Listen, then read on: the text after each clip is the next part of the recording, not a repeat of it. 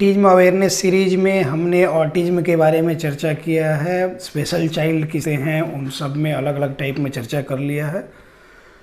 Autism की severity पे भी चर्चा किया है। उसकी रिकवरी के 3 मेन फैक्टर्स जो होते हैं उसके बारे में भी चर्चा कर लिए हैं।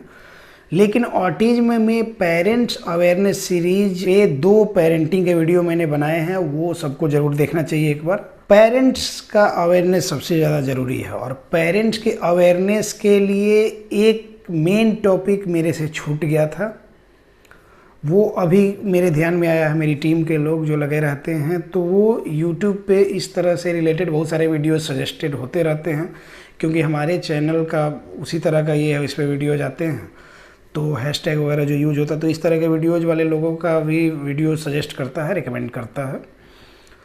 तो वो देखने में सबसे ज़्यादा दिखा क्या है कि ऑटिज्म पेरेंट्स के नाम पर बहुत सारे चैनल बने हैं, जिनमें बच्चों के नाम पर रखा गया है या फिर मदर हैं, मदर और बच्चे का नाम रख के ऑटिज्म का चैनल, ऑटिज्म के अवेयरनेस का चैनल बना है। अच्छी बात है। आपने अपनी लाइफ में क्या क्या फील किया, क्या क्या फेस किया प्रॉब्लम, और उससे उबर के अगर आप बच्चे पे मेहनत कर रहे हैं, कर रही हैं, तो ये अच्छी बात है, अप्रिशिएबल है। लेकिन सबसे ज़्यादा प्रॉब्लम इस तरह के चैनल्स में ये है कि इन लोगों को बरगला रहे हैं, गलत सजेशन दे रहे हैं। ये जितने भी चैनल वाले हैं ये सब लोग ध्यान दें। ऑटिज्म पेरेंट्स और जो भी जिनके बच्चों में डिसलेक्सिया है, सेरेब्रल पाल्सी है, डाउन सिंड्रोम है, जो भी स्पेशल चाइल्ड हैं, उनके जितने भी पेरेंट्स हैं वो ज़रूर ध्यान से देखें ये वीडियो। कि आप लोगों की एक बात ये ध्यान देना है कि ये जितने भी लोग ये चैनल बना के रखे हुए हैं, ये सब कहीं ना कहीं अपने बच्चे को थेरेपी ट्रीटमेंट में ज़रूर रखे हुए हैं। ये झूठ बोलते हैं सिर्फ व्यू बढ़ाने के लिए, व्यू बढ़ाने के चक्कर में। ये इनका आने का मकसद आपका अवेयरनेस नहीं है, बिल्कुल नहीं है। इनको किसी ने बताया कि यूट्यूब पर जाओ, वहाँ से व्यू बढ़ेगा, कुछ रेवेन्यू जनरेट होगा, तो ये इसकी वजह से आए। अगर ये अवेयरनेस के पर्पज़ से आते तो ये जेन्युइन बातें करते। थंबनेल में उल्टा पुल्टा चीज़ नहीं लिखते, ये चीज़ हो गया, सीवियर बच्चा रिकवर कर गया, साल भर में रिकवर कर गया, 2 साल में रिकवर कर। सीवियर बच्चा, मैं बार बार बोलता हूँ कि एडीएल परफॉर्म करने लगे इंडिपेंडेंटली तो वो ठीक हो गया, पूरी तरह से रिकवर कर गया, क्या होता है। हालांकि मैं कभी भी इस तरह के टॉपिक्स में ज़्यादा नहीं, मेरे पास उतना समय नहीं है, लेकिन टीम के लोगों ने बताया तो मैंने भी 1-2 वीडियो कुछ लोगों का देखा तो समझ में आया कि ये सीधे ही लोगों को उल्टा पुल्टा बात बोल रहे हैं कि नहीं, कि थेरेपी में नहीं जाना चाहिए, चार्जेज बहुत महंगे होते हैं। चार्ज महंगे कहाँ होते हैं, अब जहाँ होते हैं वहाँ होते हैं। इसलिए मैं कुछ लोगों को उस तरह से अवेयर करते रहता हूँ कि आपको ज़्यादा पैनिक नहीं होना है। जिनके पास पैसे नहीं हैं उनको भी ट्रीटमेंट का हक है, उनका मौलिक अधिकार है कि उनका भी ट्रीटमेंट उनके बच्चे का होना चाहिए, बिल्कुल होना चाहिए। उसके लिए हम लोग फ्री ऑफ कॉस्ट कैंप भी लगाते रहते हैं। तो अभी तक मैं ऑनलाइन नहीं था तो इसलिए यहाँ पे अपडेट नहीं करता था। आगे से अगर कोई कैंप लगाया जाएगा तो यहाँ भी आप लोगों को अपडेट कर दिया जाएगा। जो भी पहुँचने वाले लोग हो सकेंगे पहुँच जाएंगे। यहाँ पूरी रिहैबिलिटेशन की टीम होती है हमारे यहाँ, सब लोग एसेस करते हैं और उसके बाद एक ट्रीटमेंट प्रोटोकॉल बना दिया जाता है। कुछ वीडियोज और कुछ एक्टिविटीज़ उनको बता दिया जाता है। जो लोग सक्षम नहीं हैं वो घर पे करते हैं। इसका ये मतलब नहीं है कि आप उन लोगों के वीडियोज देख के उल्टा पुल्टा एक्टिविटी करते रहें। आप ऑटिज्म पेरेंट्स हैं, ये इस बात की मैं कदर करता हूँ, आपकी रिस्पेक्ट करता हूँ कि मैं इतना पेशेंस है, बच्चे को आप संभाल रहे हैं।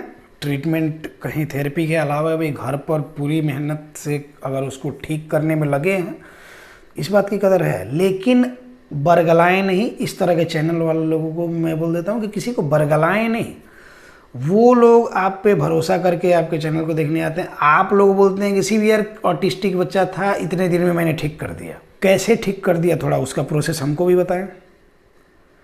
मैंने भी कई बार बोला है कि ऑटिज्म वाले बच्चे ठीक होते हैं, 90-95% तक ठीक होते हैं।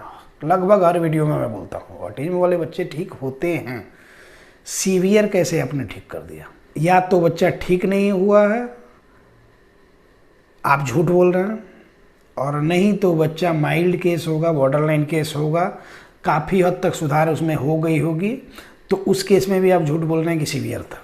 इन लोग सीधे बोलते हैं कि कहीं भी थेरेपी में नहीं जाइए, कहीं भी ट्रीटमेंट में नहीं जाइए, किसी डॉक्टर के पास नहीं जाइए, वो दवा महंगी महंगी दवा देते हैं। महंगी दवा नहीं देनी चाहिए, दवा का ज़्यादा इसमें रोल नहीं होता। ये बात मैं हमेशा बोलता हूँ, मैं अपने सारे पेशेंट्स को बोलता हूँ कि दवा का इसमें कोई अहम रोल होता नहीं है। इसमें क्या क्या चीज़ें ज़रूरी होती हैं वो नेक्स्ट किसी टॉपिक में, किसी वीडियो में मैं बता दूंगा कि क्या क्या चीज़ें आप घर पे कर सकते हैं। घर पे जितनी चीज़ें पॉसिबल है करने के लिए वो तो मैं खुद ही बता देता हूँ। लेकिन आप लोग ये बताएं, ये चैनल वाले, कि आपको कैसे पता है कि बच्चे को ऑटिज्म ही है? बिना डॉक्टर के पास गए पता चला आपको कि ऑटिज्म है, और किस ग्रेड का ऑटिज्म है आपको कैसे पता चल जाता है? आपने कब इसकी पढ़ाई करी है? एक बैचलर डिग्री कोर्स करने में 4.5 से 5 साल का टाइम लगता है। वो बैचलर ऑफ फिजियोथेरेपी हो, बैचलर ऑफ ऑक्यूपेशनल थेरेपी हो, या फिर bachelor of audiology and speech language pathology हो, या फिर MBBS हो, BHMS हो, BAMS हो, सबका बैचलर कोर्स 4.5-5 साल का होता है। उतना समय लगने के बाद PG अगर कोई करता है, किसी स्पेशलाइजेशन लेता है किसी सब्जेक्ट में, तो 2-3 साल समय उसमें लगना है। उसके बाद प्रैक्टिस में 5-7 साल अगर उतरा है 5-7 साल से, तो उसको नहीं पता है कि क्या करना है। और आप सिर्फ 1-2 महीने कहीं गए, आपको पैसा खर्च करने में प्रॉब्लम होने लगी, तो आपको लगता है कि इन लोग ज़्यादा पैसा आपसे लेते हैं। दवा नहीं लेना है वो अलग बात है, लेकिन थेरेपी में क्यों नहीं जाना? कैसे पता होगा कि क्या करना है? आप वहाँ से, अब यहाँ से मैं कोई एक्टिविटी आपको बता रहा हूँ, जॉइंट कंप्रेशन आपको बता रहा हूँ, एंड फील आपको पता है कि कितना प्रेशर देना है? नहीं पता है ना। और छोटे बच्चे में ज़्यादा प्रेशर दे दोगे तो कहीं किसी तरह के खिंचाव हो गया, किसी तरह की इंजरी हो गई, तो ये कैसे पता होगा? यहाँ से हम बोलते हैं कि जेंटल प्रेशर देना है। जेंटल प्रेशर आखिर कितना, उसका कोई स्टैंडर्ड होना चाहिए ना। तो वो तो जो पढ़े होंगे वही बता पाएंगे कि जेंटल प्रेशर कितना, और ज्वाइंट कंप्रेशन कैसे देना होता है, इस पे मैंने एक प्रॉपर वीडियो बनाया था। ज्वाइंट कंप्रेशन 90% लोगों को आता ही नहीं है कि ज्वाइंट कंप्रेशन करते कैसे।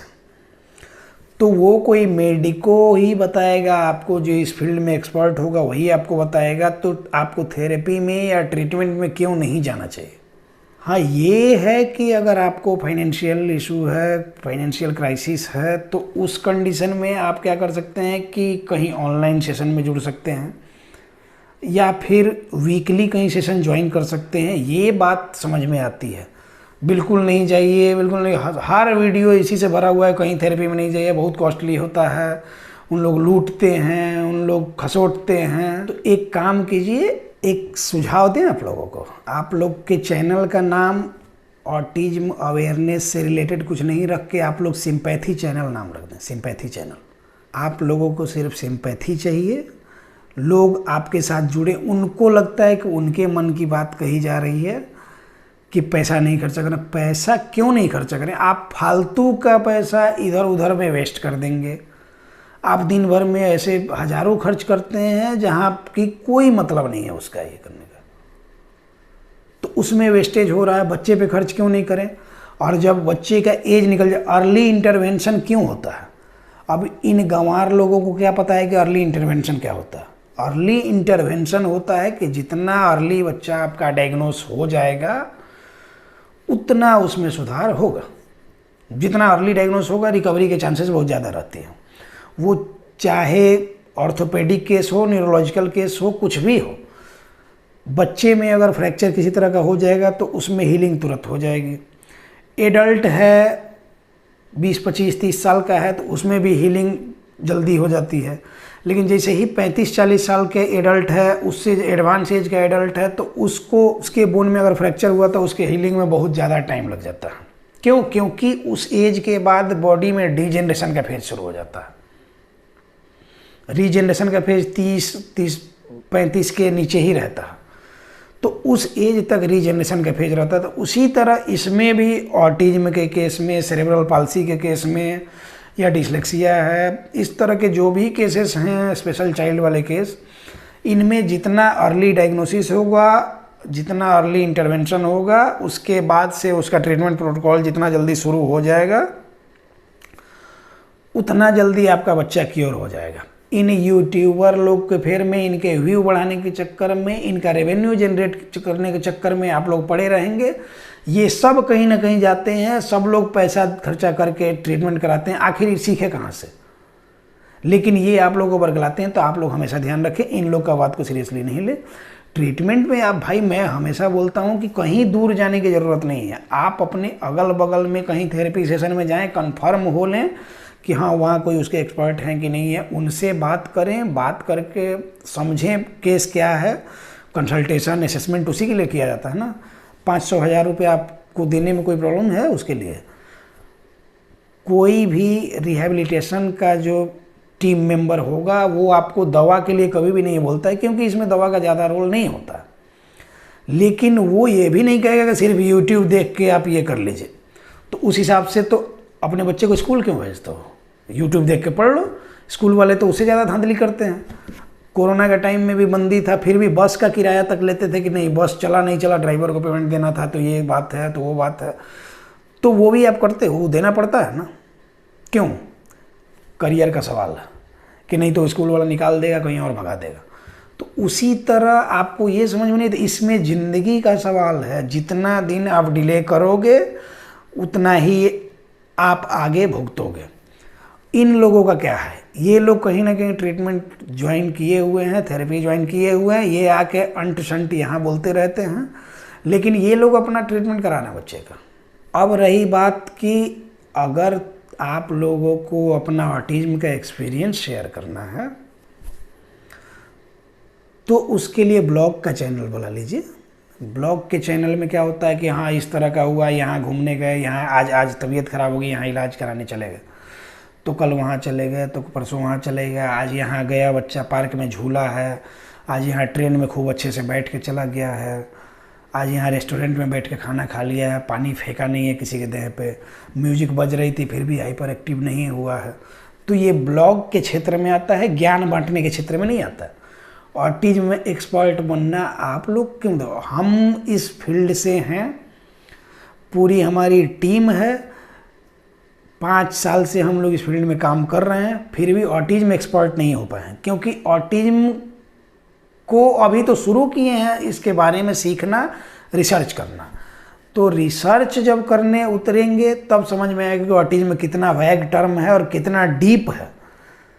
ऊपर ऊपर कह देने से ऑटिज्म नहीं होता है। किसी पेशेंट के अटेंडेंट ने मुझसे एक सवाल पूछा था कि माइल्ड, मॉडरेट और सीवियर ग्रेड को डिफरेंशिएट कैसे करेंगे, इसके बारे में एक वीडियो बनाइए। तो मैंने उनको ये जवाब दिया था कि ये जितना सुनने में ऑटिज्म लगता है, छोटा सा टर्म 5-6 लेटर्स का है, लेकिन ये है बहुत वैग, इसका मीनिंग बहुत वैग है, बहुत डीप है, वैग टर्म है। तो इसके बारे में काफ़ी रिसर्च करके तब अगर वीडियो तीनों को एक साथ ऐड करके बनाते हैं कि कैसे कैसे डिफरेंशिएट कर सकते हैं, तो 1 से 1.5 घंटे का वीडियो इस पर बनेगा, कम से कम, काट छांट करते हुए भी। और आप लोग ऐसे ही बोल देते हैं कि इसको सीवियर ऑटिज्म था, 6 महीने में मैंने घर पे मेहनत करके ठीक कर लिया। तो ये गलत है। और जब तक कोई विरोध नहीं कर रहा है तब तक ठीक है, आप अपने व्यू के चक्कर में कुछ भी करें, लेकिन जब लोगों को असलियत पता चलेगी उसके बाद आप लोग भुगतना शुरू करोगे।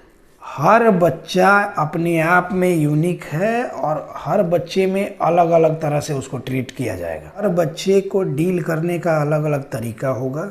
किसी किसी बच्चे में हाई पिच साउंड यूज करना होता है। सेम केस आप कहेंगे कि माइल्ड ऑटिज्म का ही केस है, बोल दिया, तो किसी बच्चे में हाई पिच साउंड यूज करने पे वो सुनता है, किसी में लो पिच साउंड यूज करने पे वो ज़्यादा समझता है। आप लोग खुद अवेयर होइए, नहीं अवेयर होइएगा तो ये जो आपकी जमात के खुद को दिखा के और अपना पब्लिसिटी स्टंट कर रहे हैं, इन लोग के चंगुल में आप फंस जाइएगा, बच्चे का उम्र गंवा दीजिएगा।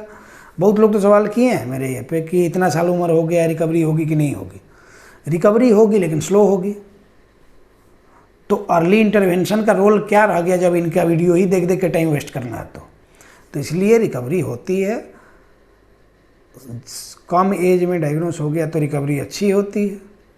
उम्र बीत गया तो रिकवरी थोड़ी स्लो हो जाती है, बस यही फ़र्क होता है।